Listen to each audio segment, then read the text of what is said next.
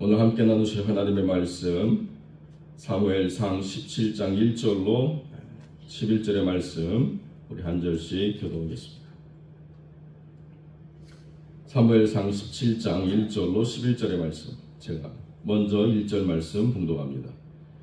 블레셋 사람들이 그들의 군대를 모으고 싸우고자 하여 유다에 속한 소고에 모여 소고와 아세가 사이에 에바스 담밈에 진침해 사울과 이스라엘 사람들이 모여서 엘라 골짜기에 진치고 블레셋 사람들을 대하여 전투를 벌였습니다. 블레셋 사람들은 이쪽 산에 섰고 이스라엘은 저쪽 산에 섰고 그 사이에는 골짜기가 있었더라. 블레셋 사람들의 진영에서 싸움을 도두는 자가 왔는데 그의 이름은 골리앗이요 가드 사람이라. 그의 키는 5규빗 한뼘이요 머리에는 노투구를 썼고 몸에는 비늘 갑옷을 입었으니 그 갑옷의 무게가 놋 5,000세겔이며 다리는 놋 갑반을 잡고 어깨에는 놋 단창을 메었으니 그 창 자루는 배틀째 같고 창날은 철 600세겔이며 방패 든 자가 앞서 행하더라. 그가 서서 이스라엘 군대를 향하여 외치거든 너희가 어찌하여 나와서 전열을 벌였느냐. 나는 블레셋 사람이 아니며 너희는 사울의 신복이 아니냐. 너희는 한 사람을 택하여 그가 나와 싸워서 나를 죽이면 우리가 너희의 종이 되겠고 만일 내가 이겨 그를 죽이면 너희가 우리의 종이 되어 우리를 섬길 것이니라. 블레셋 사람이 또 이르되 내가 오늘 이스라엘 군대를 모여가있으니 사람을 보내어 나와 더불어 싸우게 하라 한지라. 함께 읽습니다. 사울과 온 이스라엘이 블레셋 사람들의 이 말을 듣고 놀라 크게 두려워하니라. 아멘. 오늘 본문의 말씀을 가지고 악령은 떠났지만 번민이 현실이 되다 라는 제목으로 말씀을 함께 나누겠습니다. 사무엘상 17장 드디어 그 유명한 골리앗과 다윗의 싸움이 진행되는 장인데요. 그 이전까지 골리앗은 도대체 어디 있었으며 뭘 했는가 우리가 참 의문이 아닐 수 없습니다. 그 이전까지도 가드는 항상 전쟁의 선봉에 섰던 그런 도시국가였고 가드에는 아낙 자손이 있었습니다. 그래서 골리앗뿐만 아니라 골리앗의 아우도 있었고요. 그래서 골리앗의 아우는 다윗의 시대에 죽임을 당했던 것을 기록하고 있습니다. 그만큼 가드에는 많은 아낙 자손의 혈통들이 있었던 것으로 보입니다. 그런데 오늘 본문은 이전의 전쟁의 양상, 철병거와 마병이라고 하는 가장 강력한 전쟁의 수행 수단을 전면에 내세운 게 아니고 딱 한 사람을 내세웠습니다. 그게 바로 골리앗이라는 사람이죠. 여러분, 골리앗이라고 하는 이 한 사람과 철병거, 마병, 수백 채, 수백 마리의 말을 탄 무사들을 싸우게 하면 이 한 사람이 그 모든 전차와 마병을 이길 수가 있겠습니까? 당연히 골리앗도 감당할 수 없는 엄청난 전쟁 수행의 그런 방법인데 그 방법이 갑자기 17장에 와서 확 바뀌었다는 거예요. 오늘 이 17장은 전쟁을 이렇게 수행하는 것이 왜 일어나는가를 보여줌으로써 우리가 생각하는 삶의 실제도 얼마든지 이렇게 바뀔 수 있다는 것을 기억하고 하나님의 뜻 안에서 우리가 염려하고 근심할 것이 아니라 하나님께 내어 맡기는 삶을 살아갈 때 비로소 승리할 수 있다는 것을 분명하게 보여주고 있습니다. 우리가 그런 단어를 전에 많이 썼는데요. 일기토라고 하는 단어입니다. 일기토가 뭐냐? 말을 탄 무사 둘이 양쪽 진영에서 나와가지고 전쟁에 나서서 서로가 싸워가지고 전쟁의 그 양상을 확 바꾸는 그런 싸움으로 이기는 사람이 승기를 잡아서 전쟁이 승리로 이어지는 그런 방식의 싸움을 일기토라고 하는 단어로 많이 표현했습니다. 이 단어가 일본식 표현이기 때문에 요즘은 잘 쓰지 않는데 우리가 옛날에 뭐 삼국지 뭐 이런 거 소설을 봐도 그렇게 진영이 딱 싸우고 난 다음에 한 명장이 앞으로 나와서 1대1로 싸움을 벌이는 일들을 많이 보게 되죠. 그런데 중국의 싸움이 그렇게 진행이 됐다고 한다면 여기 지금 골리앗이라고 하는 이 사람이 등장하는 싸움은 이때 당시의 싸움의 양상이 아니었습니다. 이때 당시에는 병거와 마병이라고 하는 것으로 전쟁을 이끌어가는 것이 너무나도 효과적이고 너무나도 강력한 것이었기 때문에 한 사람이 나와서 전쟁의 승기를 이끌어가는 것이라고 하는 것은 주어지지 않았다는 거예요. 그런데 왜 이런 방식이 이루어졌느냐? 바로 사울이라고 하는 한 사람을 정확하게 표적해서 벌어진 일이라는 것입니다. 그 이전까지는 사울이 느끼든 느끼지 못하든 하나님의 영이 사울과 함께 하시고 사울을 보호해 주셨습니다. 20년이 넘는 동안 블레셋과의 많은 전쟁이 있었지만 그 전쟁에서 하나님이 사울 편에 계심으로 말미암아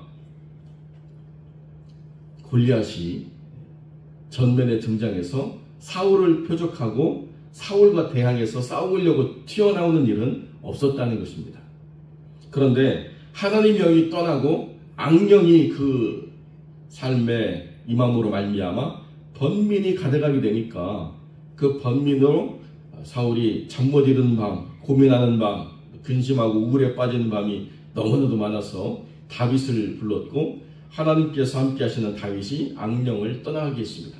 자, 악령이 떠나가고 나니까 16장에 모든 문제가 해결된 것 같지만 이제는 영적인 문제가 실제적인 문제로 바뀌었다는 거예요.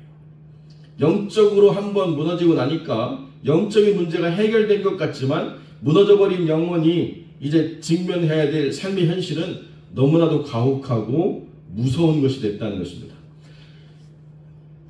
마귀가 다 알았다는 거예요. 이 사울이라고 하는 존재는 눈에 보이는 것에 압도당하는 존재구나.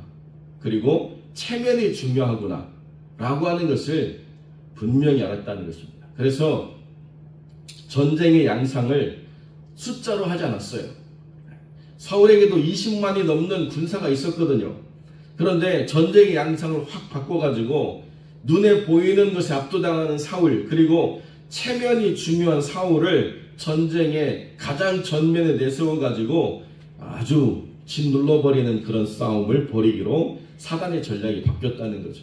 그러고 나니까 머리에 놋 투구를 쓰고 놋 5,000세겔이나 되는 비늘갑옷, 어린갑이라고 하는 물고기 비늘처럼 하나하나를 이렇게 달아가지고 모든 화살과 칼을 막는 그런 갑옷을 입고 놋으로 된 각반, 다리를 보호하는 것을 차고 놋 단창을 맨 거대한 인물을 전면에 세웠습니다. 놋 5,000세겔이나 되는 이 갑옷은요, 한 60kg 정도 되는 중무장이고 단창이 창날이 600세겔인데요. 한 7kg 됩니다. 배틀치 같은 자루에 7kg 되는 창날을 달아가지고 그것을 가지고 과시하면서 나와 1대1로 싸울 사람 나와라 이렇게 얘기하는데요. 1대1로 싸울 수 있는 사람이 누군가? 사울을 지적하고 있는 거예요. 나와. 나랑 한번 붙어보자. 네가 이기면 내가 죽고 네가 이기면 우리 민족이 너의 종이 될 것이고 네가 지면 우리가 너희 민족을 종으로 삼겠다. 40일 동안 계속 사울을 모욕하고 하나님을 모욕한 일들을 벌였다는 것입니다. 영적으로 무너지게 되면 번민하는 것들이 실제가 되는 것을 우리가 너무나도 분명하게 이해하고 준비를 해야 된다는 거죠.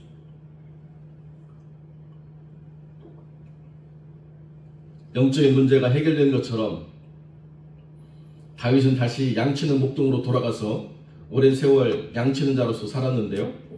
이제 그 영혼을 이끌어줄 수 있는 어떠한 영적 조력자가 한 명도 없이 40일 동안 영적으로 피가 마르는 시간들을 보낼 수밖에 없는 사울의 시간이 기록이 되고 있습니다. 사무엘도 오지 않았고 다윗도 그 찬송으로 수금을 타는 일들을 벌여주지 않았습니다.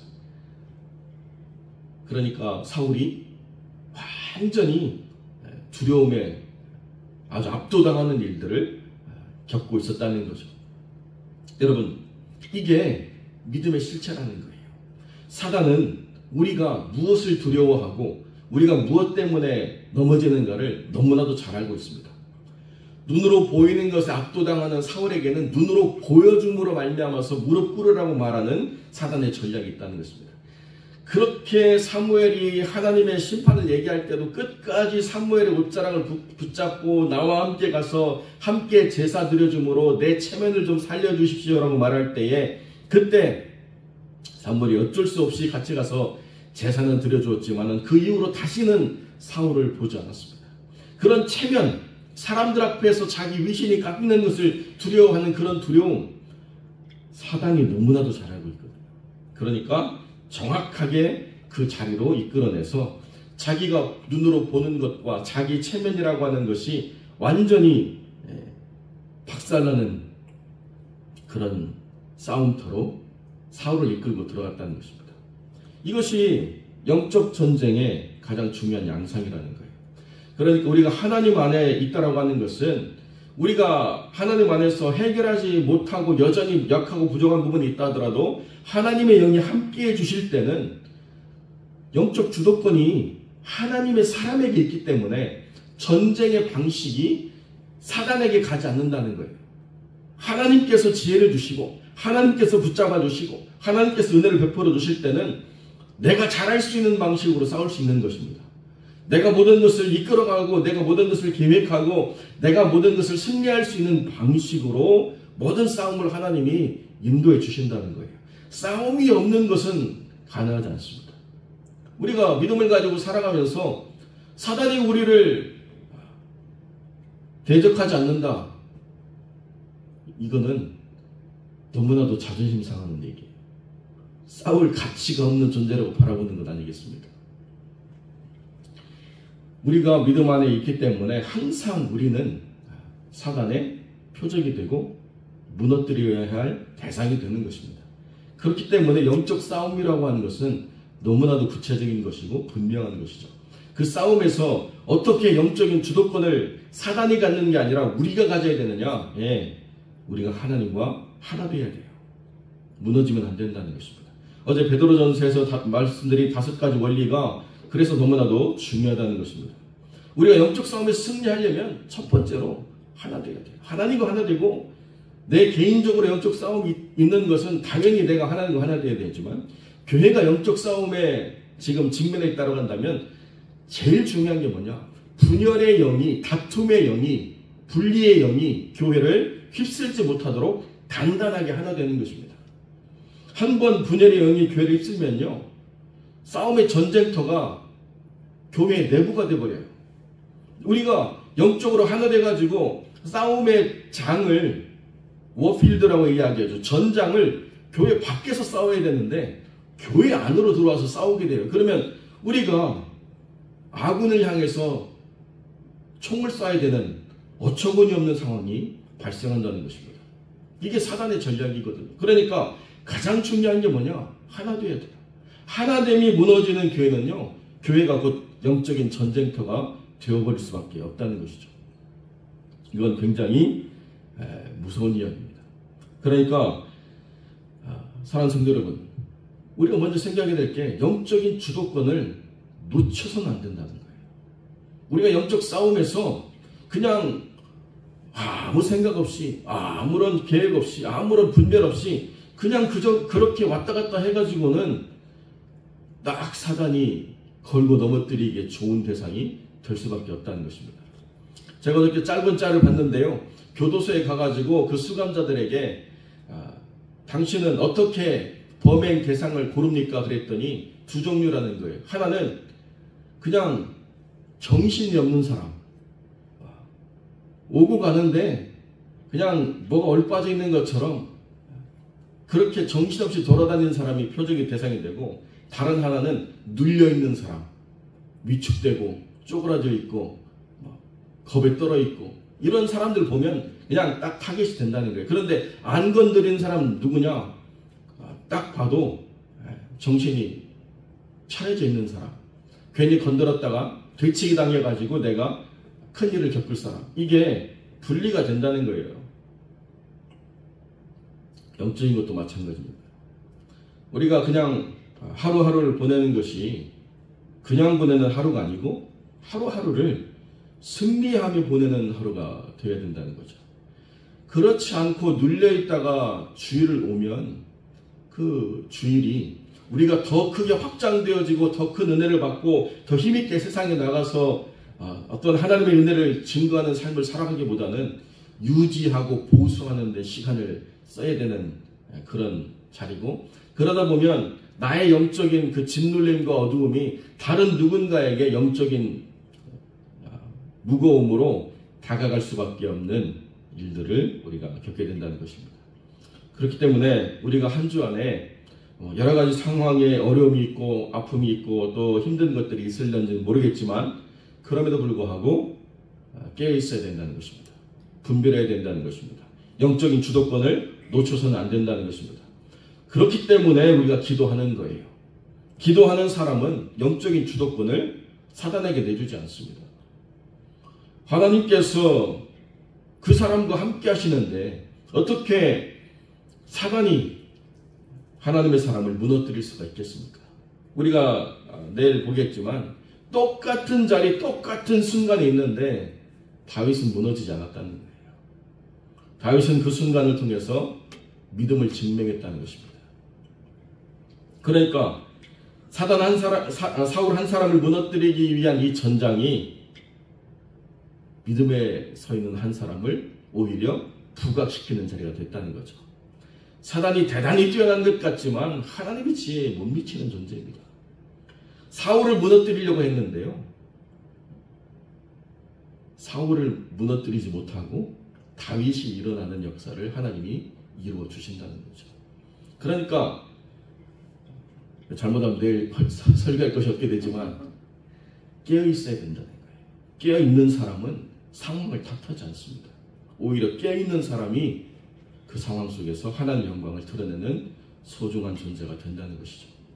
사랑하는 성도 여러분, 주님과 하나 되기를 힘쓰십시오.